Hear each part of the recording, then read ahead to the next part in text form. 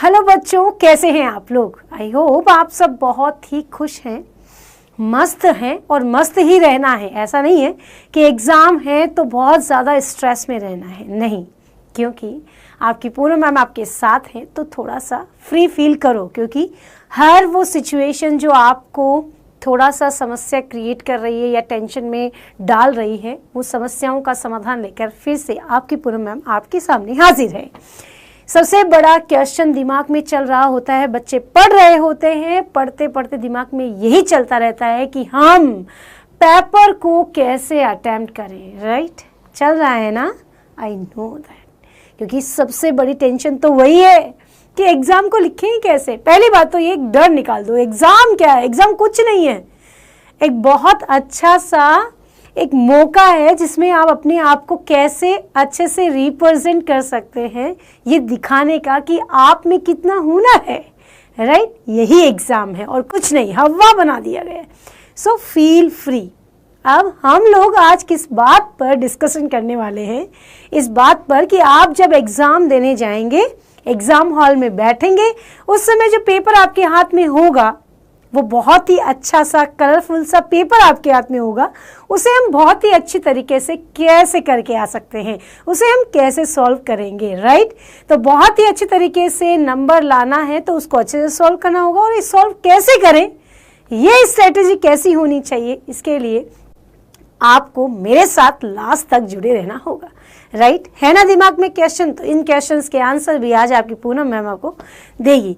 हमें exam hall में जैसे ही पेपर अपने सीट पर एग्जामिनर रख देता है, अपने मन में उसी समय हार्ट बीट तेज होना शुरू हो जाती है, इसमें क्या होगा क्या होगा, कुछ नहीं, बहुत अच्छा होगा। राइट, तो सबसे पहले एक लंबी सांस आपको लेनी है और उसके बाद में आराम से पेपर को खोलना है। खोलते ही क्या, खोलने के तुरंत बाद आपको अच्छे से पेपर को पढ़ना है ना। जैसा कि लिखा गया है, go through the complete paper in first 15 minutes. यानी आपको सबसे पहले पेपर को आराम से खोलना है, ओपन करना है, अच्छे से, हड़बड़ाहट नहीं कि पता नहीं क्या होगा क्या होगा। ये हड़बड़ाहट जो होती है ना, बहुत कुछ चीज़ों को साफ कर देती है, यानी कि दिमाग में जो कुछ भी फीड होता है उसे भूल जाते हैं हम उस समय। फील फ्री बेटा, कुछ नहीं है, अच्छा से पेपर आया है, कोई दिक्कत नहीं है, आपने बहुत अच्छे से पढ़ा हुआ है।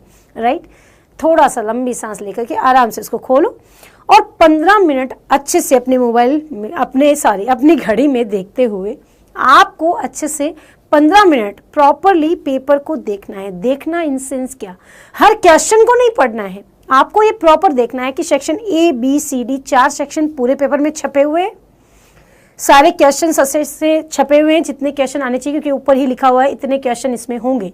आपको देखना है सारे क्वेश्चन छपे हुए हैं या नहीं, कोई प्रश्न ऐसा तो नहीं है जो कि प्रिंटेड नहीं है। तो उस समय क्या होता है, आप पेपर को अच्छे से देख लेंगे तो कुछ भी मिस्टेक होगा तो आप कह सकते हैं।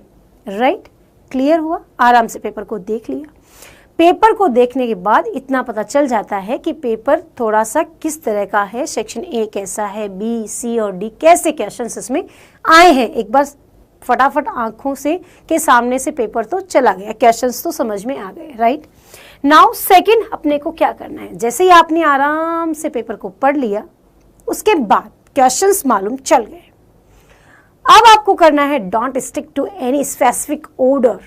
मीन्स क्या, जरूरी नहीं है हमेशा, क्या होता है हम सब टीचर्स भी बच्चों को ये कहते हैं, बेसिकली ऐसा ही होता है कि हम कहते हैं कि बेटा आपको एक सीक्वेंस में ही पेपर करना चाहिए, है ना। First section A B C और डी, है ना।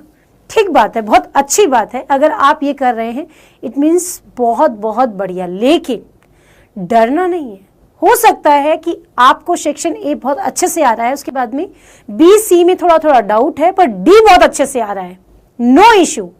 हर बच्चा अपने कंफर्ट जोन के हिसाब से पेपर करना चाहिए, जरूरी नहीं है एक स्पेसिफिक ऑर्डर में चले ही चले, नहीं, चल रहे हो बहुत अच्छी बात है, बट नहीं हो पा रहा है तो डरने की जरूरत नहीं है। उस समय ए सेक्शन को आराम से करो, ऊपर कॉपी के अंदर हेडिंग जब आप लिखें तो सेक्शन ए बड़ा हेडिंग में लिखो अच्छे से उसको। राइट, ब्लू पेन से थोड़ा सा मोटा लिख दो ताकि सामने वाले को जब वो चेक करे उसे पता चल जाए। ठीक बात, लिख दी, उसके बाद अपना सेक्शन करना शुरू। उसके बाद अपने सेक्शन डी जो आपको बहुत अच्छे से आ रहा है उसको कर दिया, नो इश्यू। फिर सी, बी या बी और सी, आराम से, कोई दिक्कत नहीं है। ऐसा कभी नहीं है कि नंबर कट जाएंगे ये वो, नो। हाँ, थोड़ा बहुत चेंज हो जाता, कोई दिक्कत नहीं है।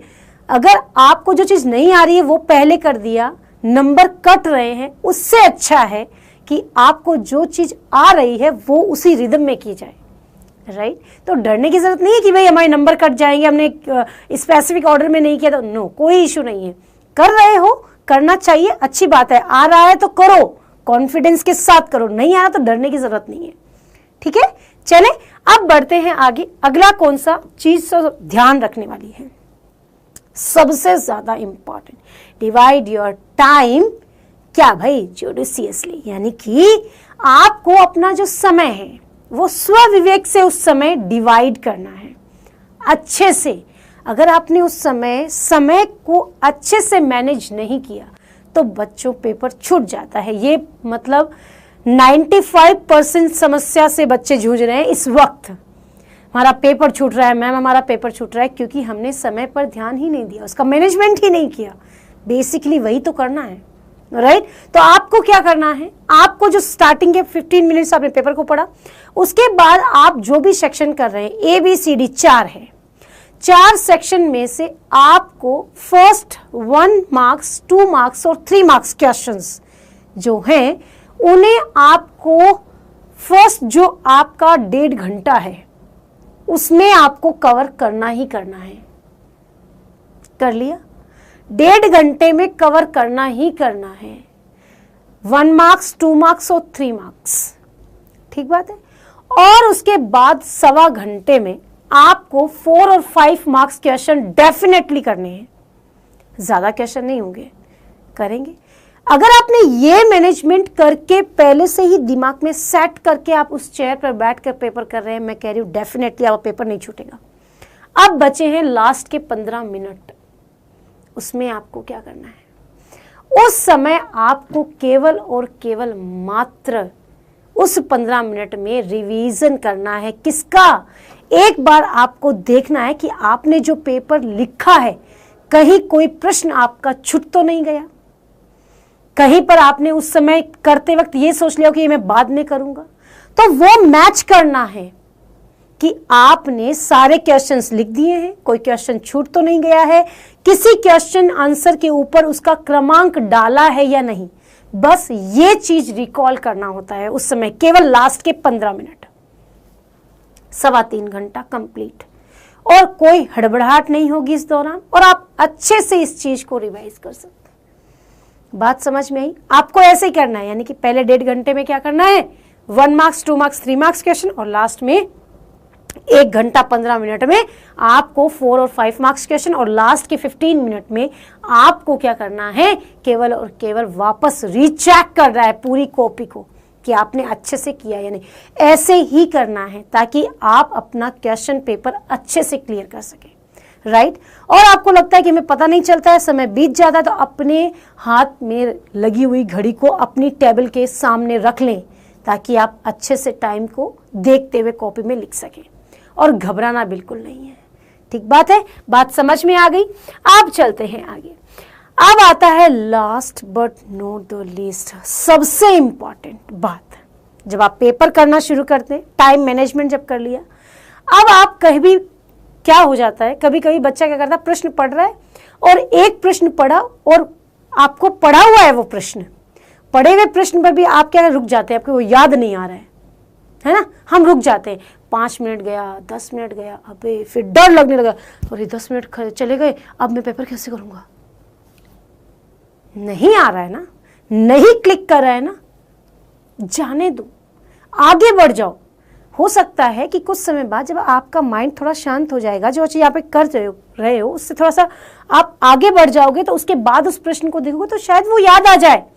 लेकिन अगर आप वहीं पर प्रेशर लेना शुरू कर दी कि अरे मुझे ये नहीं आ रहा है, नहीं आ रहा है, तो बाकी जो क्वेश्चन बचे हुए उनमें भी टाइम नहीं मिलेगा। समझ में आ रही है?